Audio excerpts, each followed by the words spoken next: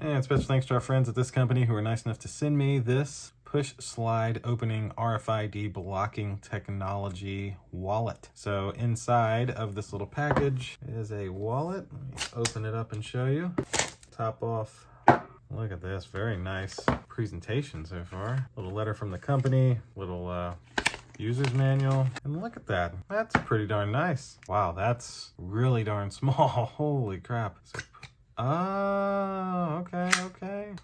Wow. And there shouldn't be, that's it for the box. Wow, so this is the entire wallet right here. I actually am tempted to switch to this. I really like it. It's got this like magnetic-ish slide to it. You can see the little magnets there. Wow, that's pretty cool. And it's made to look like carbon fiber. And so what's really nice about this is all of your cards would just easily slide down in here. Looks like it can fit a few of them, your ID, your credit cards, debit cards, and then you're just able to easily carry them around. Nice and thin, no money clip or anything because it's 2024. Most people don't carry cash, but this is a very unique, different wallet. I really like this. Thanks again to this company who was nice enough to send this to me so I could unbox and show you exactly how this works, and we'll see you in the next one. Deuces.